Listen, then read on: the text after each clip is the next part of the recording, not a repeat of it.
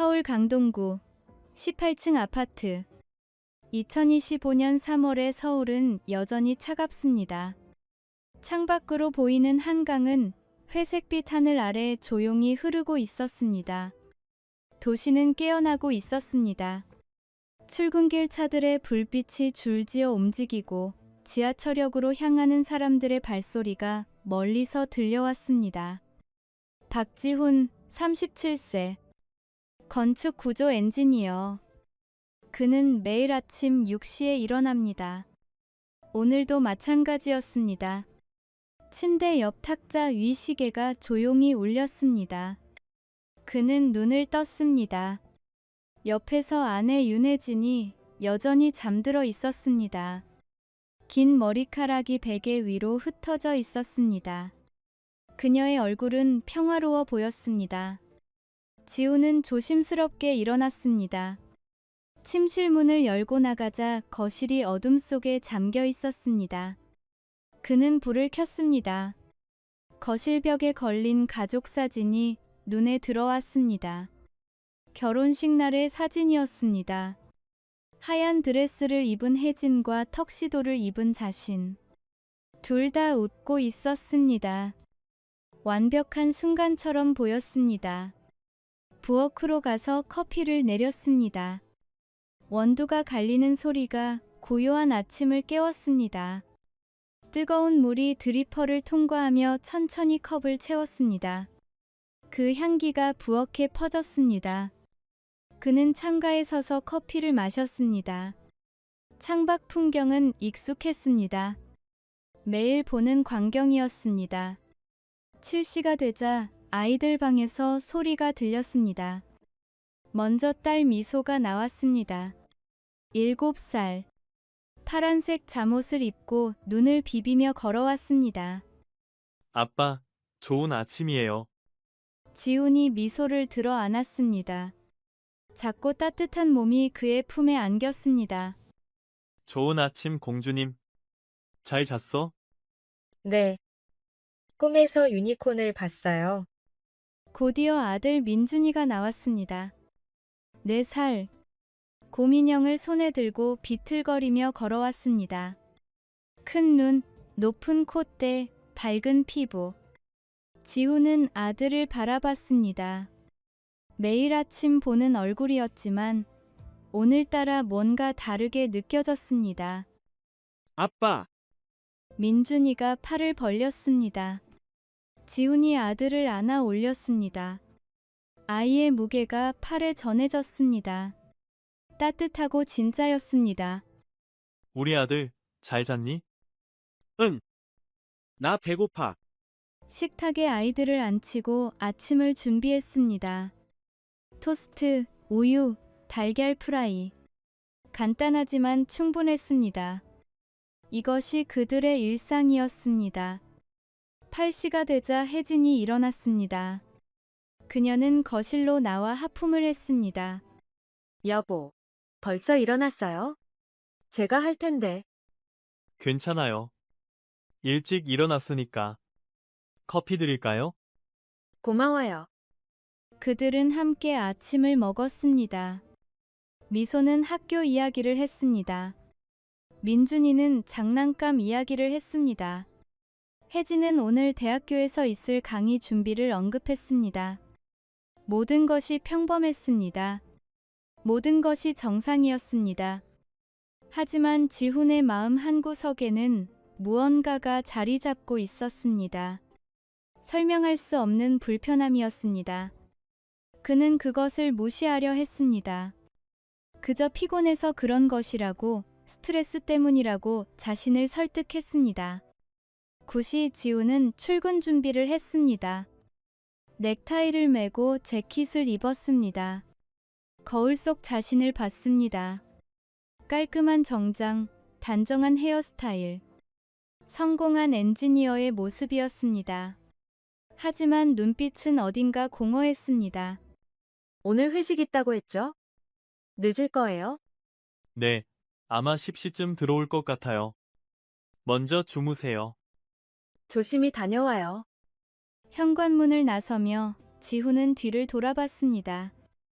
혜진이 아이들과 함께 손을 흔들고 있었습니다. 완벽한 가족의 모습이었습니다. 그는 미소를 지었습니다. 문이 닫혔습니다. 엘리베이터 안, 지우는 혼자였습니다. 거울에 비친 자신의 얼굴을 봤습니다. 미소가 사라졌습니다. 층수가 내려갈 때마다 뭔가 무거운 것이 가슴을 눌렀습니다. 18층에서 1층까지. 짧은 시간이었지만 영원처럼 느껴졌습니다. 회사는 강남에 있었습니다. 지하철로 1시간 거리였습니다. 그는 매일 같은 노선을 탔습니다. 2호선, 사람들로 가득 찬 객차. 출근길의 군중 속에서 그는 또 하나의 얼굴일 뿐이었습니다. 창밖으로 스쳐 지나가는 풍경을 봤습니다. 빌딩들, 다리들, 광고판들. 모두 익숙했습니다. 모두 무의미했습니다. 사무실에 도착했습니다. 동료들이 인사했습니다. 지훈 씨, 안녕하세요. 안녕하세요. 그는 자리에 앉아 컴퓨터를 켰습니다. 이메일을 확인했습니다. 도면을 검토했습니다. 회의에 참석했습니다. 모든 것이 루틴이었습니다. 시간은 흘러갔습니다. 점심, 오후 회의, 보고서 작성. 하루가 지나갔습니다. 저녁 6시, 회식 장소로 이동했습니다. 강남의 한 고급 레스토랑이었습니다. 회사 임원들과 직원들이 모였습니다. 술이 돌기 시작했습니다. 사람들은 웃었습니다. 농담을 주고받았습니다. 지훈도 웃었습니다. 의무적인 웃음이었습니다. 테이블 건너편에 최도현 부장이 앉아 있었습니다. 42세, 회사의 유능한 간부. 자신감 넘치는 태도, 비싼 시계, 완벽한 미소. 지훈은 그를 존경했습니다. 아니, 존경했었습니다. 술이 더 돌자 분위기가 느슨해졌습니다. 누군가가 가족 이야기를 꺼냈습니다. 아이들 사진을 보여주기 시작했습니다. 지훈도 핸드폰을 꺼내 민준이 사진을 보여줬습니다. 지훈 씨 아들, 정말 귀엽네요. 그때 옆자리 동료가 웃으며 말했습니다. 근데 지훈 씨, 아들이 지훈 씨 닮은 게 하나도 없는데요? 오히려 최 부장님 닮은 것 같은데요? 순간 테이블이 조용해졌습니다.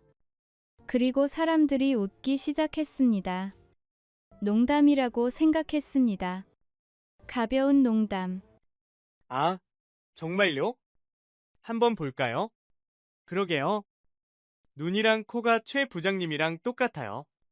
웃음소리가 커졌습니다. 지우는 억지로 미소를 지었습니다. 최도연은 여유롭게 웃었습니다.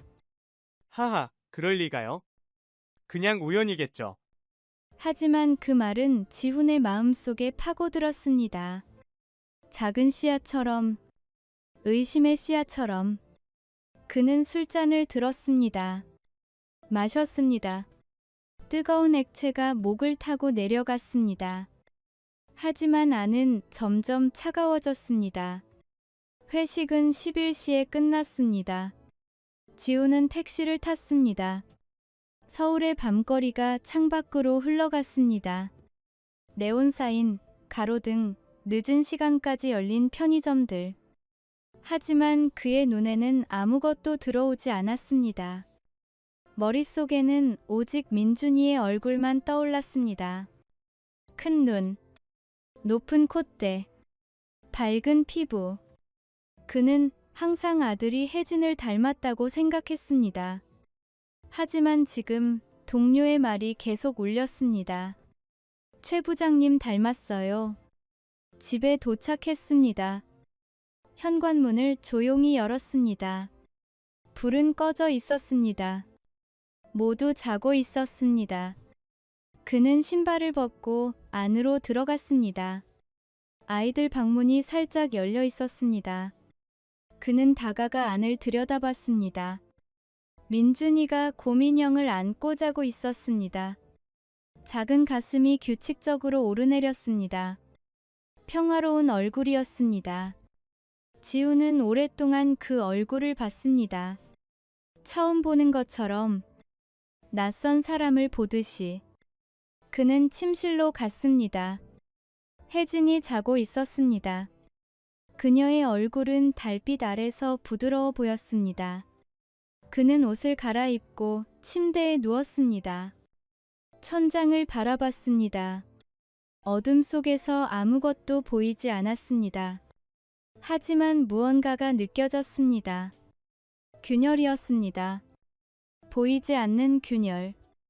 완벽해 보이는 유리창에 생긴 작은 금이었습니다. 그것은 미세했습니다. 아직 눈에 보이지 않았습니다. 하지만 거기 있었습니다. 지훈은 눈을 감았습니다. 잠들려고 했습니다. 하지만 잠은 오지 않았습니다. 오직 의심만이 작고 날카로운 목소리로 속삭이기 시작했습니다. 강동구의 밤은 깊어갔습니다. 18층 아파트의 불이 하나둘 꺼졌습니다. 도시는 잠들었습니다. 하지만 지훈의 마음속에서는 무언가가 깨어나고 있었습니다. 아직 이름 붙일 수 없는 무언가가. 3월의 마지막 주. 서울에는 봄비가 내렸습니다. 하지만 박지훈의 세계는 점점 더 차가워지고 있었습니다. 회식 이후 일주일이 지났습니다. 그 짧은 농담은 그의 머릿속에서 사라지지 않았습니다. 오히려 커졌습니다. 밤마다 그를 깨웠습니다. 지우는 관찰하기 시작했습니다. 조용히, 신중하게. 아내 혜진의 일거수일투족을. 그녀가 핸드폰을 볼 때의 표정. 문자를 받을 때의 미소. 전화를 받으러 나갈 때의 목소리. 모든 것이 새롭게 보였습니다. 모든 것이 의심스러웠습니다. 어느 날 저녁 식탁에서 혜진이 말했습니다. 여보, 다음 주 금요일에 학교에서 워크숍이 있어요. 늦게 들어올 것 같아요. 지우는 고개를 끄덕였습니다. 그래요. 조심히 다녀와요. 하지만 그날 밤 혜진이 잠든 후 그는 그녀의 핸드폰을 확인했습니다. 비밀번호는 알고 있었습니다. 결혼 기념일이었습니다. 화면이 켜졌습니다. 그는 메시지를 열었습니다. 대부분은 평범했습니다. 동료들과의 대화, 학생들과의 연락. 하지만 한 이름이 눈에 들어왔습니다. 최도현. 삭제된 대화 내역이 있었습니다. 최근 통화 기록도 있었습니다. 짧은 통화들. 새벽 시간대도 있었습니다. 지훈의 손이 떨렸습니다. 그는 핸드폰을 내려놓았습니다. 침대로 돌아갔습니다. 혜진은 여전히 평화롭게 자고 있었습니다. 그는 천장을 바라봤습니다. 심장이 빠르게 뛰었습니다. 다음 날, 지우는 회사에서 최도연을 관찰했습니다. 부장은 여느 때처럼 여유로웠습니다. 회의를 주재하고 농담을 하고 후배들을 격려했습니다. 완벽한 상사였습니다. 완벽한 가장이었습니다. 그의 책상에는 가족 사진이 놓여 있었습니다. 아내와 두 딸. 점심시간, 지훈은 최도연의 일정을 확인했습니다. 공유 캘린더에 접근했습니다. 3월의 기록을 살펴봤습니다. 그리고 2020년 6월로 거슬러 올라갔습니다. 민준이가 임신된 시기였습니다. 그때 최도연의 일정에는 여러 외부 미팅이 있었습니다. 대학교 세미나 참석, 예술 관련 행사. 혜진이 강의하는 대학교 근처였습니다.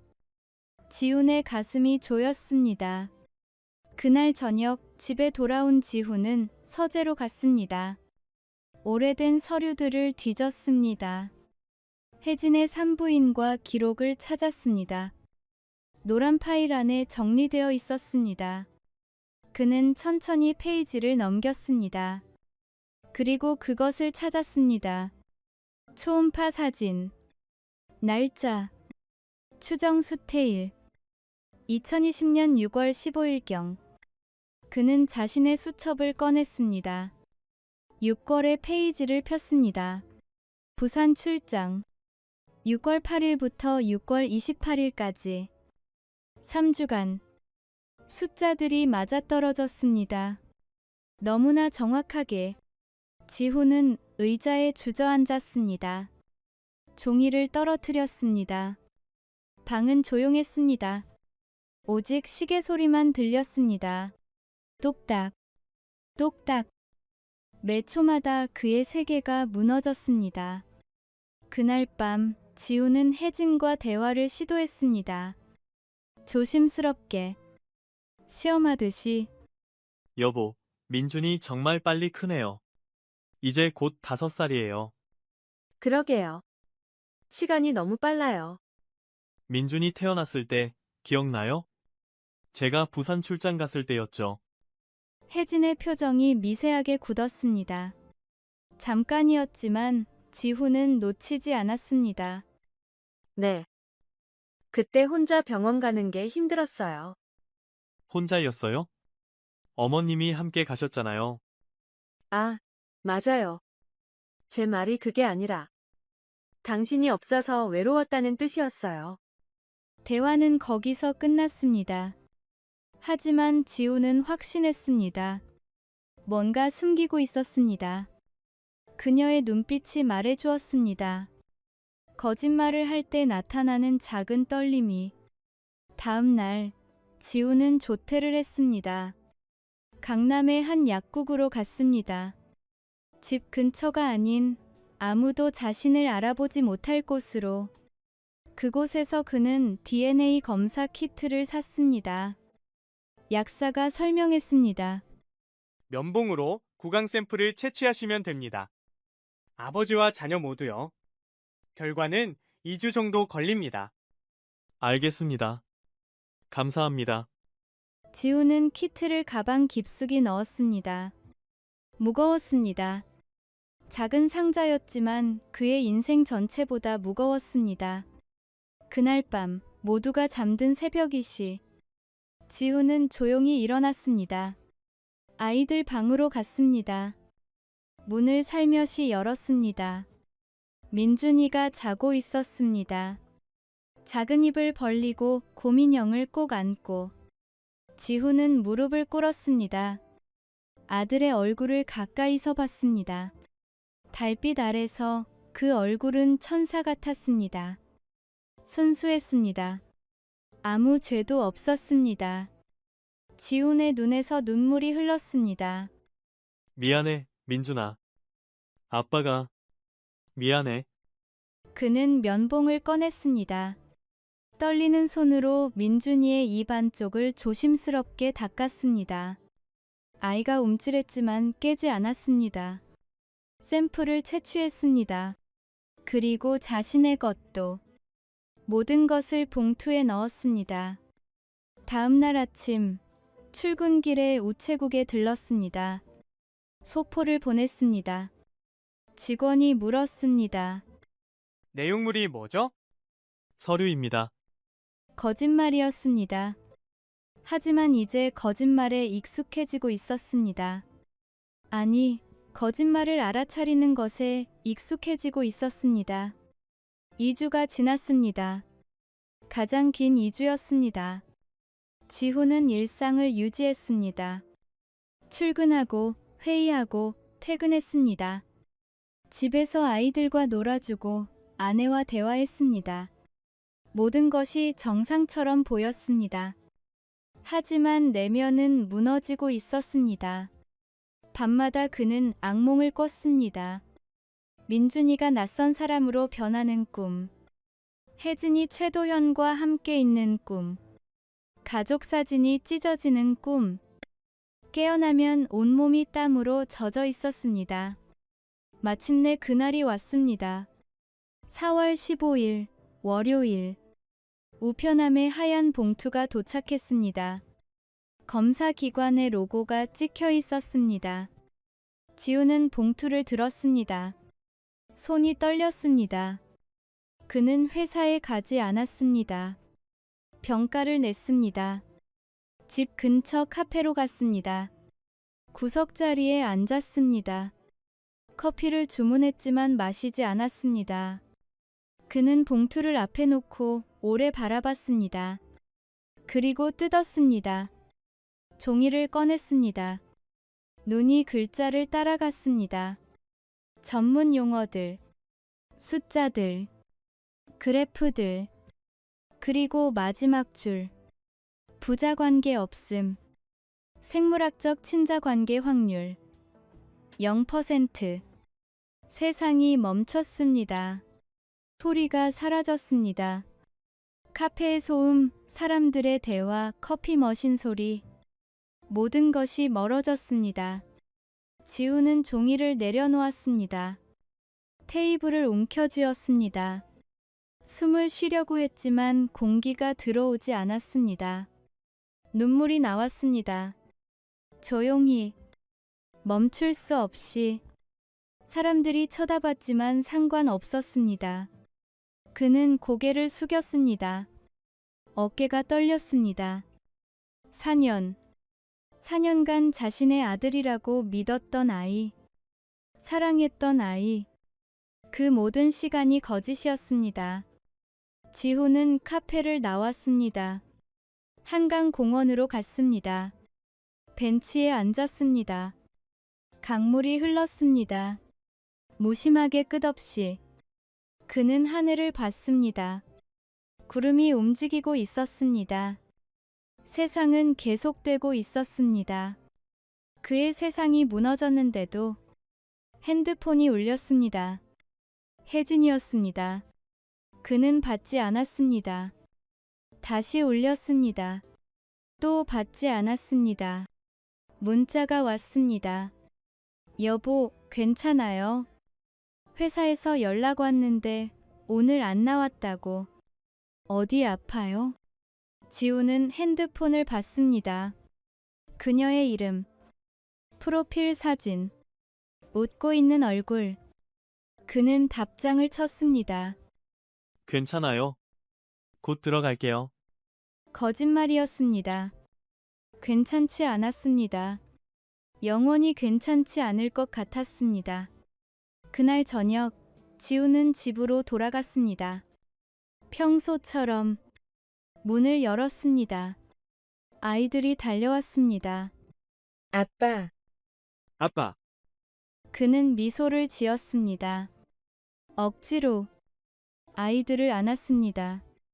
민준이를 안았을 때 가슴이 찢어지는 것 같았습니다.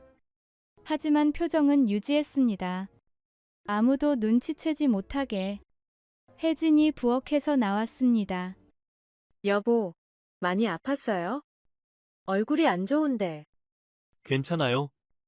그냥 좀 피곤해서요. 푹 쉬어요. 저녁은 제가 차릴게요.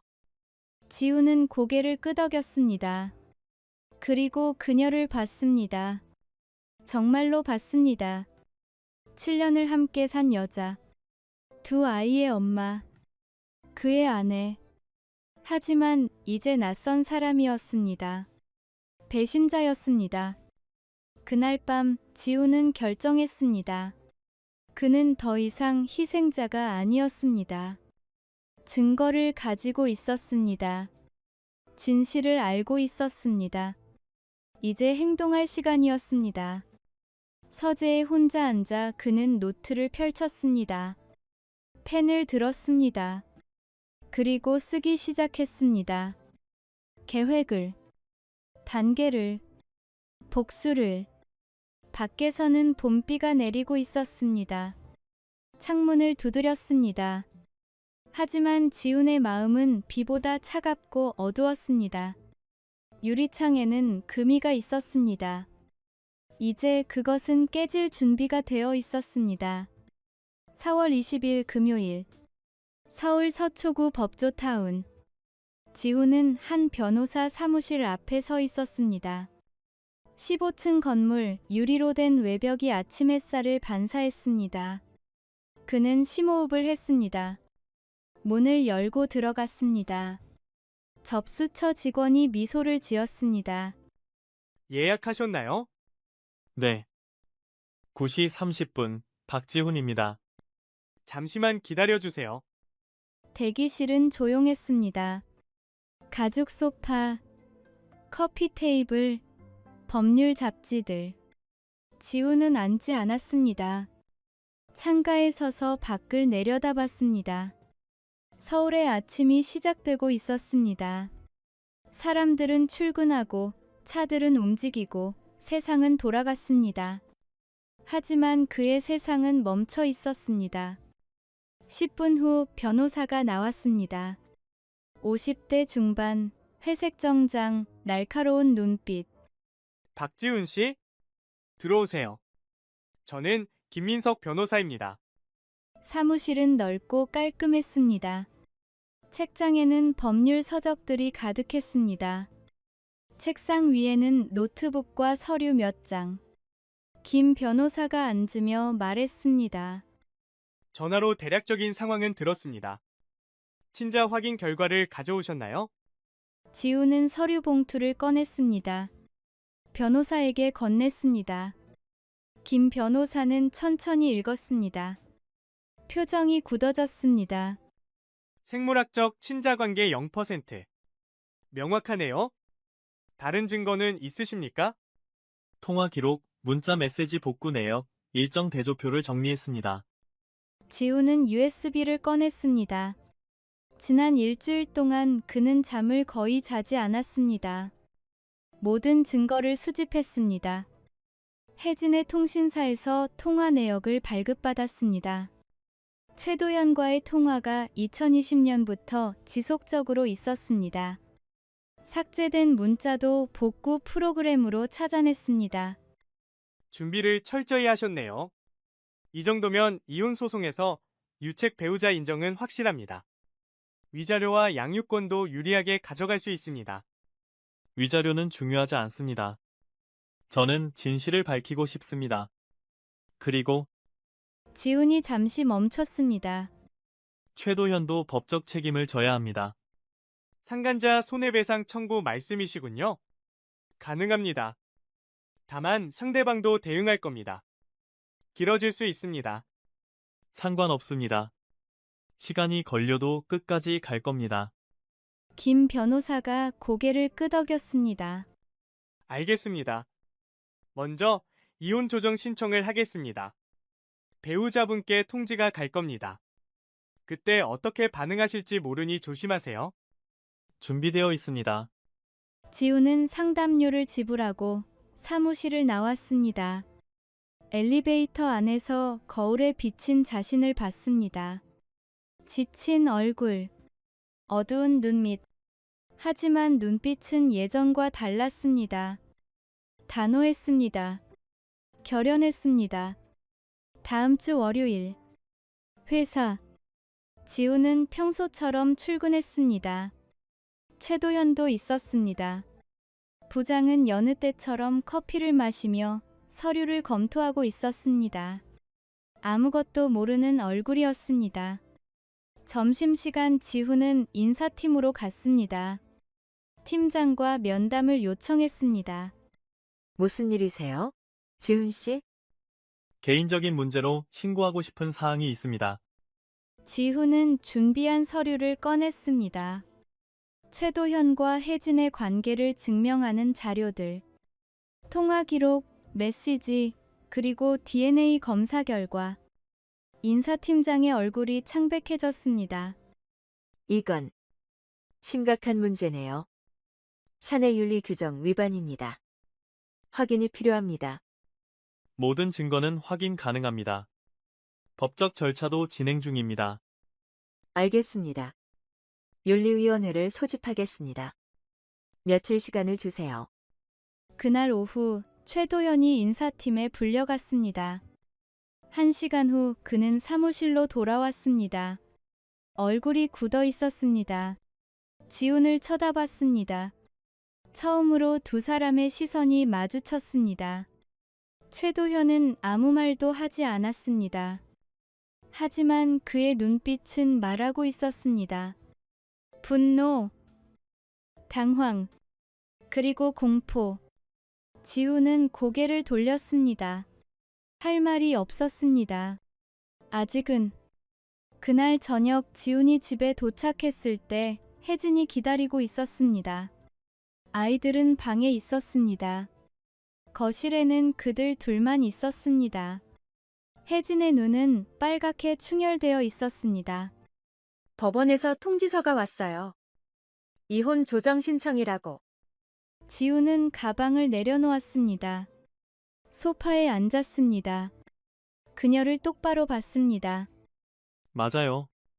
제가 신청했습니다. 왜? 왜 이렇게까지 하는 거예요? 우리 얘기해 볼 수 있잖아요. 얘기요? 이제 와서 무슨 얘기를 하자는 거죠? 지우는 서류 봉투를 꺼냈습니다. 테이블 위에 놓았습니다. 이걸 보세요. DNA 검사 결과입니다. 민준이는 제 아들이 아니에요. 혜진의 얼굴에서 핏기가 사라졌습니다. 손이 떨렸습니다. 서류를 집으려 했지만 쥘 수 없었습니다. 당신이 조사를 한 거예요? 네. 그리고 다 알아냈어요. 최도현과의 관계. 2020년부터 지금까지. 민준이가 태어난 경위.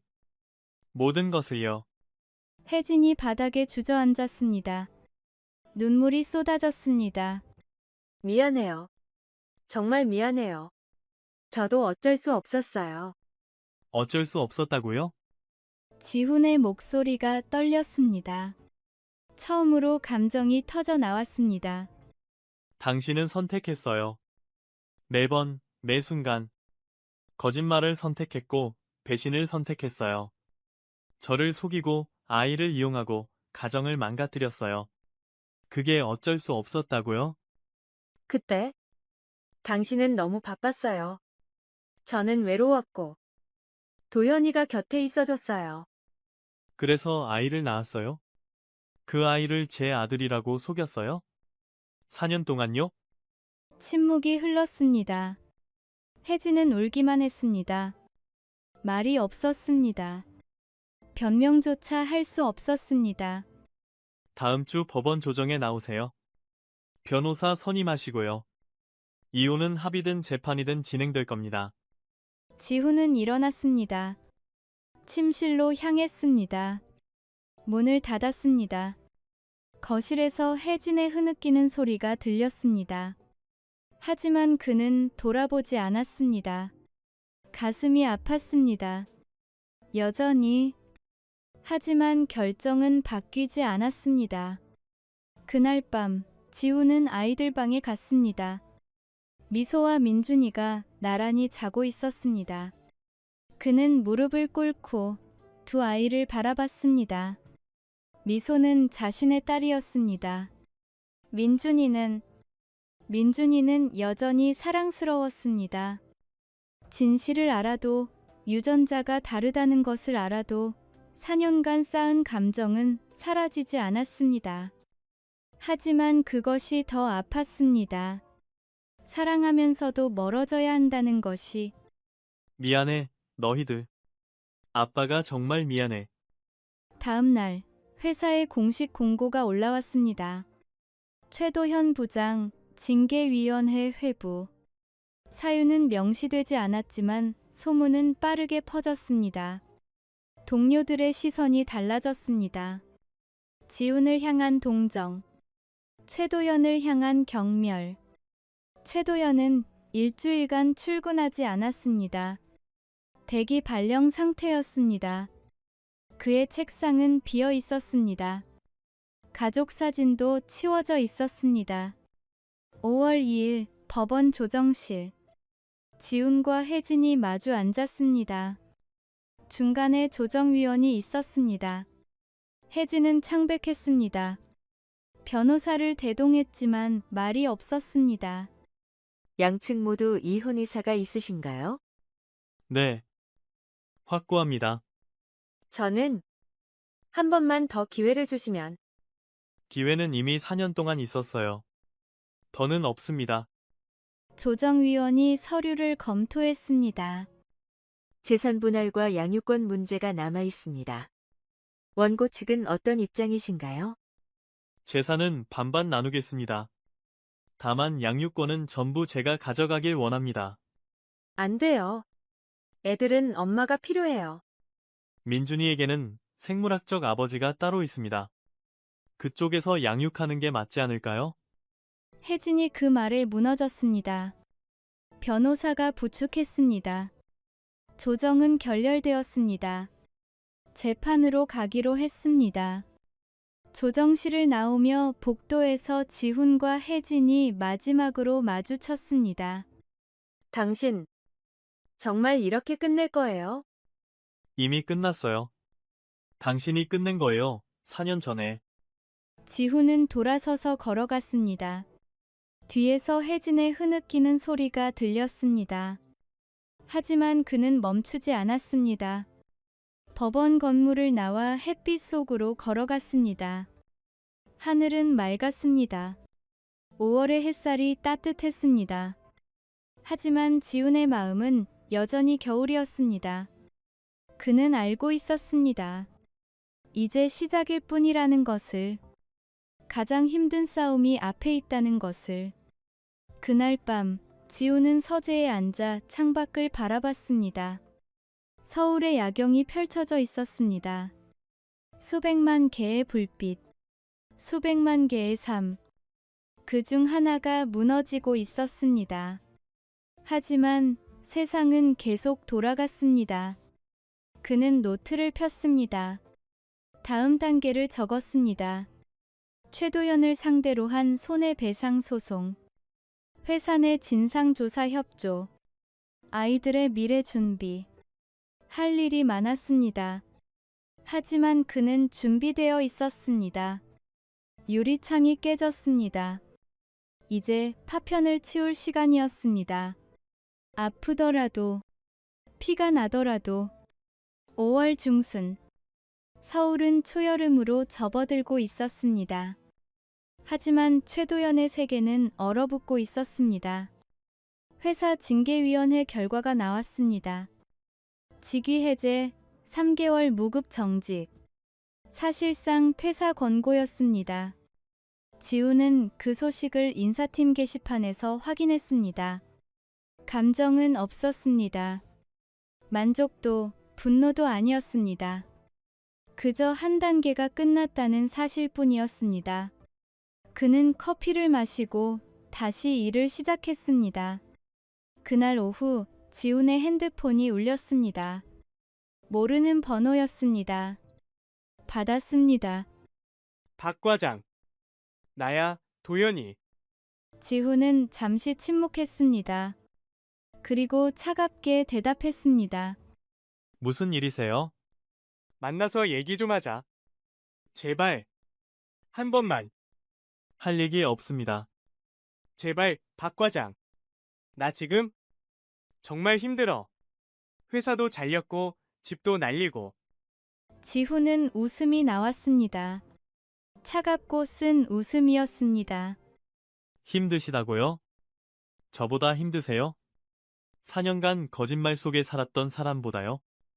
미안해. 정말 미안해. 내가 잘못했어. 그러니까, 제발. 다음 주 법원에서 뵙겠습니다. 손해배상 소송 준비 잘 하세요. 지훈은 전화를 끊었습니다. 손은 떨리지 않았습니다. 마음도 흔들리지 않았습니다. 그는 이미 결정했습니다. 끝까지 가기로. 그날 저녁 지훈은 임시로 얻은 오피스텔로 돌아갔습니다. 혜진과의 집을 떠난 지 2주가 지났습니다. 좁고 텅 빈 공간이었습니다. 침대 하나, 책상 하나, 옷장 하나. 하지만 거짓말은 없었습니다. 주말 지훈은 미소를 데리러 갔습니다. 임시 양육권 조정으로 주말마다 딸을 만날 수 있었습니다. 민준이는 만나지 않기로 했습니다. 아직은 너무 아팠습니다. 미소가 현관문을 열고 나왔습니다. 작은 배낭을 메고 있었습니다. 그녀의 눈은 붉었습니다. 울었던 흔적이었습니다. 아빠, 지훈이 무릎을 꿇고 딸을 안았습니다. 공주님, 아빠 보고 싶었어? 응. 많이. 아빠 왜 집에 안 와? 민준이가 계속 울어. 지훈의 가슴이 찢어졌습니다. 하지만 표정은 유지했습니다. 아빠가 일이 좀 있어서 그래. 미안해, 공주님. 뒤에서 혜진이 나왔습니다. 그녀는 더 여위었습니다. 눈 밑에 다크서클이 짙었습니다. 두 사람의 시선이 마주쳤습니다. 아무 말도 하지 않았습니다. 지훈은 미소의 손을 잡고 돌아섰습니다. 놀이공원에 갔습니다.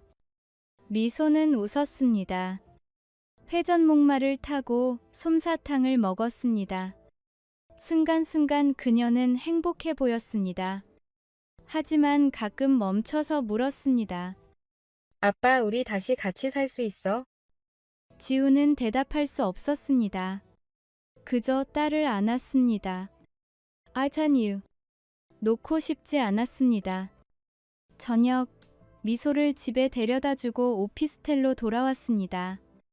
방은 어두웠습니다. 그는 불을 켜지 않았습니다. 창가에 앉아 밤하늘을 봤습니다. 별은 없었습니다. 서울의 하늘은 항상 흐렸습니다. 5월 25일 손해배상 소송 첫 변론 기일. 지훈과 변호사가 법정에 도착했습니다. 반대편 테이블에 최도연이 앉아 있었습니다. 그는 초췌했습니다. 양복도 구겨져 있었습니다. 변호사 옆에서 고개를 숙이고 있었습니다. 재판장이 들어왔습니다. 모두 일어났습니다. 재판이 시작되었습니다. 원고 측 소장 요지를 진술하세요. 피고 최도연은 원고의 배우자와 부적절한 관계를 맺어 혼인관계를 파탄시켰으며 그 결과 원고는 정신적 고통을 받았습니다. 이에 5천만 원의 손해배상을 청구합니다. 피고 측 답변하세요. 최도연의 변호사가 일어났습니다. 피고는 원고 배우자와의 관계를 인정하나 혼인 파탄의 전적인 책임은 아니라고 봅니다. 원고 또한 가정에 소홀했던 점이 있습니다. 지훈의 주먹이 쥐어졌습니다.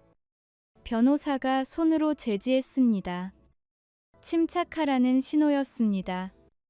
증거를 제출하세요. 지훈의 변호사가 서류 뭉치를 제출했습니다. DNA 검사 결과, 통화 기록, 복구된 메시지, 호텔 결제 내역, 모든 것이 정리되어 있었습니다. 재판장이 천천히 검토했습니다. 표정이 굳어졌습니다. 피고 측 이 증거들에 대해 반박할 내용이 있습니까? 최도연의 변호사는 침묵했습니다. 반박할 것이 없었습니다. 증거는 명백했습니다. 다음 기일은 6월 15일로 지정합니다. 피고 측은 답변서를 제출하세요. 재판이 끝났습니다. 사람들이 일어났습니다. 최도연이 지훈을 향해 걸어왔습니다. 변호사가 막으려 했지만 그는 밀어냈습니다. 박 과장, 아니, 지훈 씨. 제발 한 번만 얘기 좀 하자. 지훈은 그를 똑바로 봤습니다. 처음으로 제대로 마주봤습니다. 최도연의 눈에는 눈물이 고여 있었습니다. 하지만 지훈의 눈은 차가웠습니다. 무슨 얘기요? 미안하다고. 정말 미안하다고. 나도 후회하고 있어. 매일매일. 후회요? 발각돼서 후회하는 거겠죠. 들켰으니까. 아니야. 진짜로 미안해. 내 인생도 망가졌어. 회사도 잘렸고, 아내도 이혼 요구했고, 지훈이 한 걸음 가까이 다가갔습니다. 목소리는 낮았지만 날카로웠습니다. 당신 인생이 망가졌다고요? 좋네요. 제 인생을 망가뜨린 대가치고는 아직 부족하지만요. 그렇게까지. 왜 이렇게까지 하는 거야? 왜냐고요? 당신은 제 가정을 파괴했어요. 제 아이라고 믿었던 아이를 거짓으로 만들었어요. 4년 동안 저를 바보로 만들었어요. 그게 대수롭지 않은 일인가요? 최도연은 대답하지 못했습니다. 그는 고개를 떨구고 돌아섰습니다. 비틀거리며 법정을 나갔습니다. 지우는 그 뒷모습을 봤습니다. 동정은 없었습니다. 연민도 없었습니다. 법원을 나와 거리를 걸었습니다. 변호사가 말했습니다. 잘하셨습니다. 다음 기일에 결론 날 겁니다. 승소 확실합니다. 고맙습니다. 그런데 괜찮으세요? 표정이 안 좋아 보이는데. 괜찮습니다. 그냥 피곤할 뿐이에요. 거짓말이었습니다. 괜찮지 않았습니다. 승리하고 있었지만 공허했습니다. 복수는 진행되고 있었지만 상처는 아물지 않았습니다. 며칠 후 소문이 들렸습니다. 최도연이 회사를 완전히 그만뒀다고. 이혼 소송도 진행 중이라고. 재산 분할로 집도 팔아야 한다고. 그의 삶이 무너지고 있었습니다. 지우는 사무실 창가에 서서 밖을 바라봤습니다. 강남의 빌딩들이 햇빛에 빛나고 있었습니다. 사람들은 오늘도 일하고 웃고 살아갔습니다. 최도연도 어딘가에서 살아가고 있을 것입니다. 무너진 삶을 추스르며 그날 밤 지우는 오피스텔에서 혼자 저녁을 먹었습니다. 편의점 도시락이었습니다. 맛은 없었습니다. 하지만 상관없었습니다. 먹는 것도 의무였습니다. 살기 위한. 식사 후 그는 노트북을 켰습니다. 이메일을 확인했습니다. 변호사에게서 온 메시지가 있었습니다. 이혼 소송 최종 합의안이었습니다. 혜진이 모든 조건을 수락했다고 했습니다. 양육권, 재산 분할, 모든 것. 지우는 화면을 오래 바라봤습니다. 7년의 결혼이 문서 몇 장으로 끝나고 있었습니다. 사랑했던 시간들, 함께 웃었던 순간들, 모두 과거가 되었습니다. 그는 노트북을 닫았습니다. 창밖을 봤습니다. 서울의 야경이었습니다. 불빛들이 끝없이 펼쳐져 있었습니다. 그중 어딘가에 혜진이 있을 것입니다. 민준이와 함께 울고 있을지도 모릅니다. 순간 지훈의 마음이 흔들렸습니다. 민준이의 얼굴이 떠올랐습니다. 작은 손, 밝은 웃음, 아빠하고 부르던 목소리. 그것들은 진짜였습니다. 피가 다르다는 사실과 별개로. 하지만 지우는 고개를 저었습니다. 돌아갈 수 없었습니다. 거짓 위에 세워진 관계는 진실이 될 수 없었습니다. 아무리 아파도 육걸이 되었습니다. 두 번째 변론기일. 재판장이 판결문을 낭독했습니다. 피고 최도연은 원고에게 3천만 원을 배상할 것. 또한 이 사건으로 인한 정신적 피해를 인정함. 지우는 아무 표정 없이 들었습니다. 승소였습니다.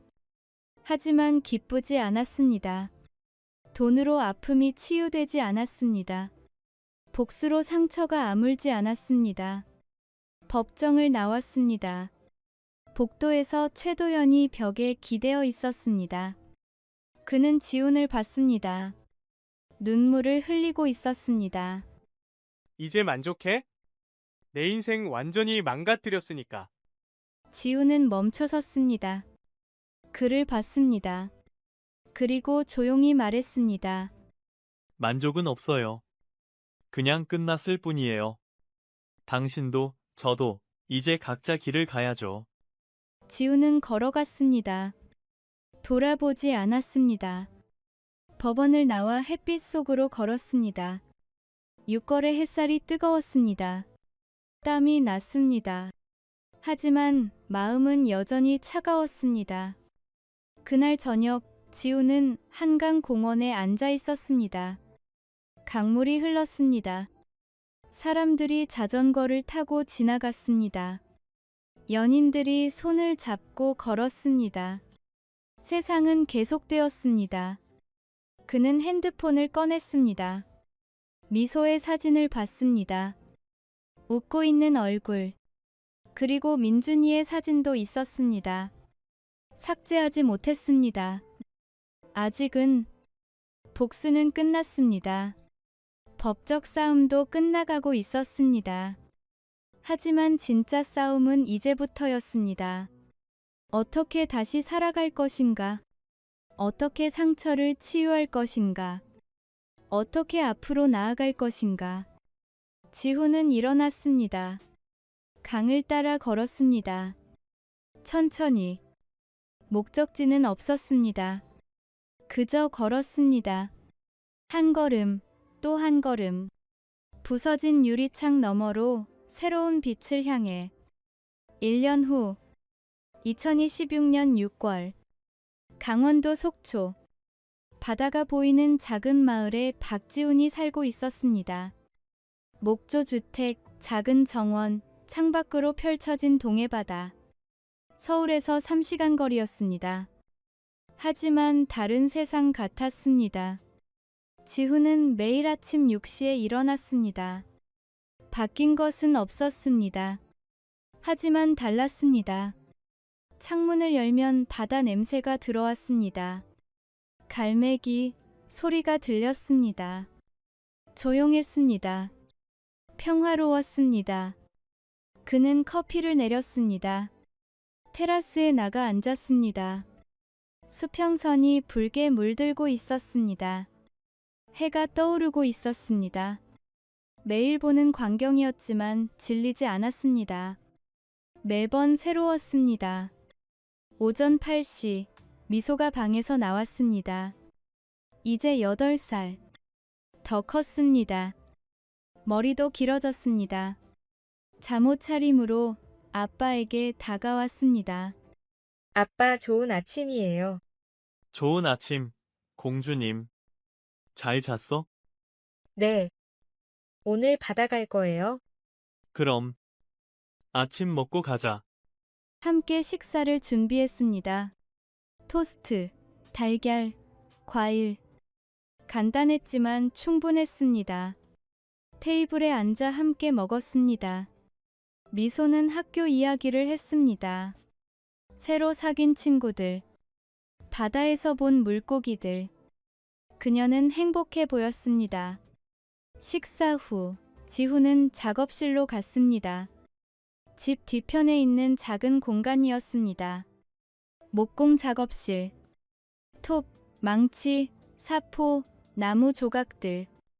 그는 지난 1년 동안 이곳에서 가구를 만들었습니다.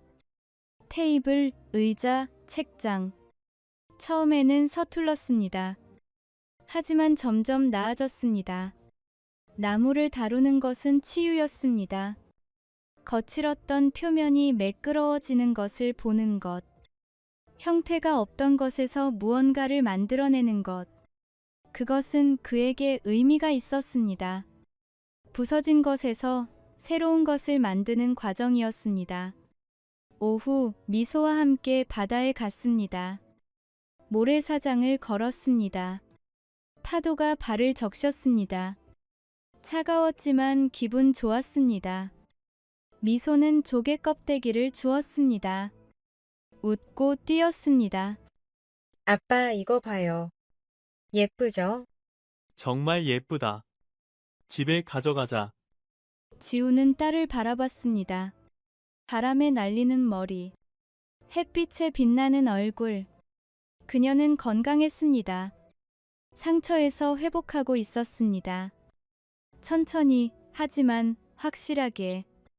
저녁, 집으로 돌아왔습니다. 지훈은 저녁을 준비했습니다. 생선구이, 된장찌개, 밥. 함께 먹었습니다. TV는 켜지 않았습니다. 대신 대화를 했습니다.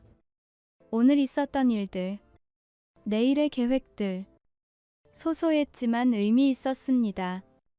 미소가 잠든 후 지우는 서재로 갔습니다.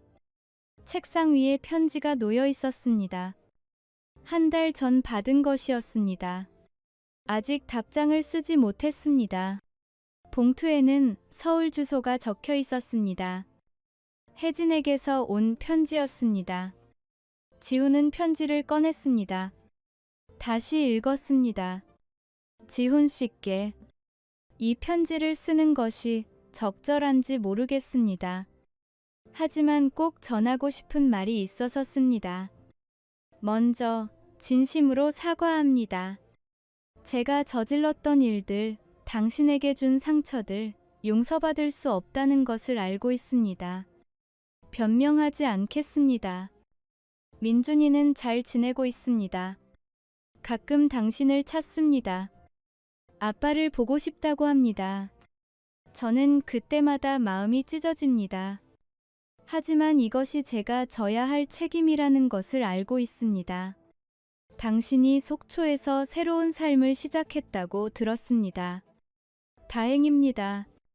미소도 잘 지내고 있다고요. 감사합니다. 당신은 좋은 아버지입니다. 항상 그랬습니다. 제가 그것을 망가뜨렸을 뿐입니다.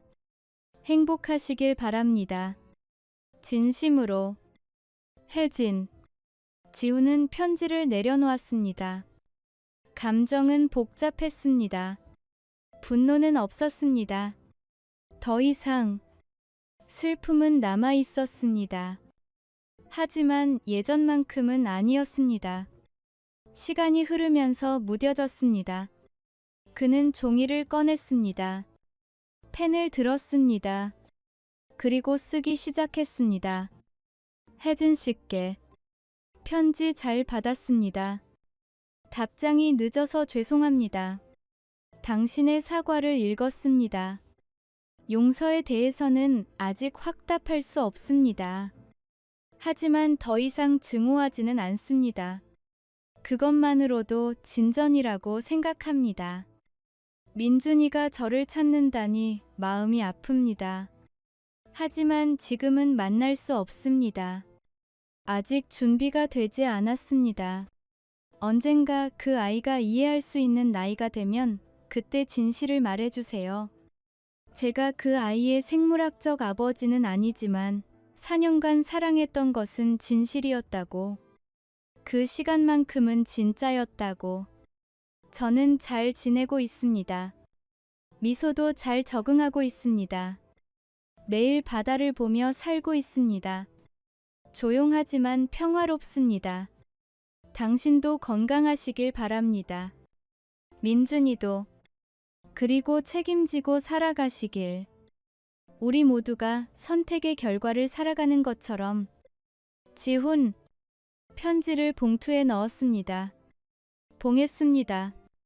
내일 우체국에 가져가기로 했습니다. 그는 의자에 기대어 창밖을 봤습니다. 달빛이 바다를 비추고 있었습니다. 파도 소리가 들렸습니다. 규칙적이고 영원했습니다. 며칠 후 지우는 마을 카페에서 누군가를 만났습니다. 이웃 여자였습니다. 김서연, 33세, 도예가. 그녀는 6개월 전 이곳으로 이사 왔습니다. 그녀도 서울을 떠난 사람이었습니다. 요즘 작업은 어때요? 괜찮아요. 테이블 하나 완성했어요. 보고 싶네요. 언제 작업실 보러 가도 될까요? 언제든지요. 환영합니다. 대화는 편안했습니다. 부담이 없었습니다. 그녀는 그의 과거를 묻지 않았습니다. 그도 그녀의 과거를 묻지 않았습니다. 그저 현재를 공유했습니다. 그것만으로 충분했습니다. 헤어지며 서연이 말했습니다. 다음 주 도예 전시회가 있어요. 시간 되시면 오세요. 미소도 함께요. 갈게요. 기대되네요. 지우는 카페를 나왔습니다. 바람이 불었습니다. 시원했습니다. 그는 미소 지었습니다. 자연스럽게. 억지가 아니었습니다. 그날 밤 지우는 일기를 썼습니다. 1년 전부터 시작한 습관이었습니다. 매일 쓰지는 못했습니다. 하지만 가끔 중요한 날에 썼습니다. 오늘 혜진에게 답장을 보냈다. 마음이 편하다. 용서는 아니다. 하지만 놓아주기는 맞다. 더 이상 과거에 묶여있고 싶지 않다. 미소는 날마다 자란다.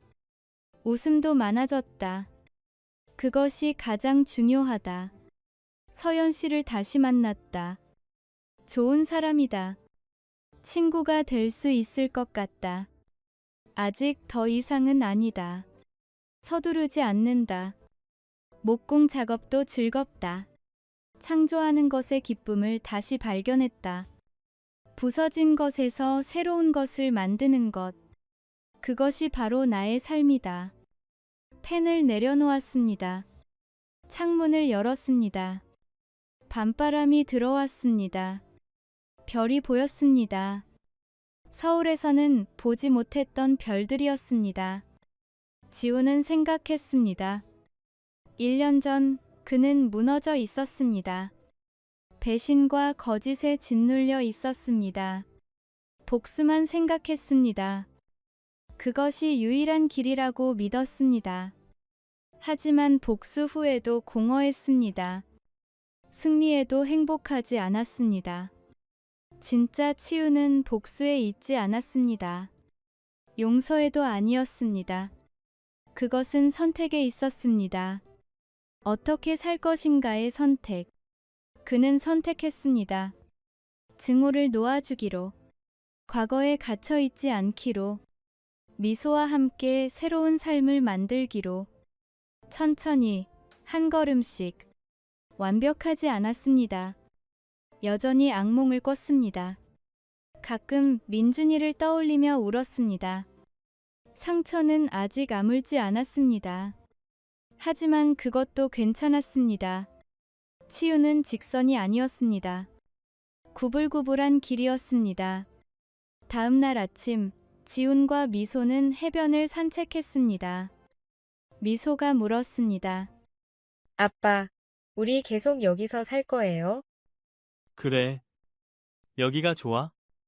응. 바다도 좋고, 친구들도 좋고, 아빠랑 있는 것도 좋아. 나도 좋아, 공주님. 아빠도 여기가 좋아. 아빠, 예전에는 항상 피곤해 보였는데, 지금은 행복해 보여요. 지우는 딸을 내려다봤습니다. 아이는 그를 올려다보고 있었습니다. 순수한 눈빛이었습니다. 그래. 아빠도 그래. 이제 행복해. 거짓말이 아니었습니다. 완전한 행복은 아니었습니다. 하지만 평화는 있었습니다. 그것만으로 충분했습니다. 속초의 여름은 아름다웠습니다. 햇살, 바다, 바람. 지우는 매일 작업실에서 나무를 다듬었습니다. 미소는 학교에 갔습니다. 저녁에는 함께 저녁을 먹었습니다. 주말에는 바다에 갔습니다. 단순한 삶이었습니다. 화려하지 않았습니다. 하지만 진실했습니다. 거짓이 없었습니다. 그것이 중요했습니다. 어느 날 저녁, 지훈은 서랍을 정리하다가 오래된 사진을 발견했습니다. 결혼식 날의 사진이었습니다. 혜진과 함께 웃고 있는 모습. 그는 오랫동안 그 사진을 바라봤습니다. 아프지 않았습니다. 더 이상. 그저 추억이었습니다. 한때 사랑했던 사람. 함께 꿈꿨던 시간. 그것들은 거짓이 아니었습니다. 끝이 비극적이었을 뿐. 그는 사진을 상자에 넣었습니다. 버리지 않았습니다. 하지만 전시하지도 않았습니다. 과거는 과거의 자리에 두었습니다. 밤, 테라스에 앉아 차를 마셨습니다. 캐모마일 차였습니다. 따뜻하고 편안했습니다. 별이 빛나고 있었습니다. 파도 소리가 들렸습니다. 지우는 생각했습니다. 인생은 완벽한 유리창이 아니었습니다. 깨지고 금가고 부서졌습니다. 하지만 그것이 끝이 아니었습니다. 깨진 유리 사이로 빛이 들어왔습니다. 새로운 방식으로. 완벽하지 않아도 괜찮았습니다. 상처가 있어도 괜찮았습니다. 중요한 것은 계속 나아가는 것이었습니다. 책임지고 사는 것이었습니다. 진실하게 사는 것이었습니다. 지후는 차를 다 마셨습니다. 컵을 내려놓았습니다.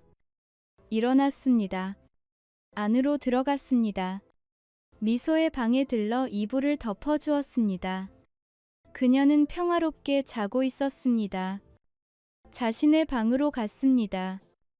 침대에 누웠습니다. 창문은 열어두었습니다. 바람이 들어왔습니다. 커튼이 흔들렸습니다. 파도 소리가 자장가처럼 들렸습니다. 지우는 눈을 감았습니다. 내일을 생각했습니다. 해야 할 일들, 만들어야 할 가구, 미소와 보낼 시간, 그리고 언젠가 올 서영과의 도예 전시회. 미래는 불확실했습니다.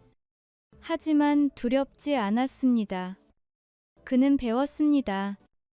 완벽을 추구하는 것보다 진실을 사는 것이 중요하다는 것을, 깨지지 않는 것보다 깨진 후 다시 일어서는 것이 의미 있다는 것을. 속초의 밤은 깊어갔습니다. 별은 빛났습니다. 바다는 숨 쉬었습니다. 작은 목조주택에서 한 남자와 한 아이가 잠들고 있었습니다. 평화롭게, 진실하게. 가족은 완벽한 유리창이 아니었습니다. 깨질 수도 있었습니다. 하지만 진실한 마음으로 다시 만들 수 있었습니다. 다른 형태로, 더 강하게, 더 진실하게. 그것이 지훈이 배운 것이었습니다. 그리고 그것으로 충분했습니다.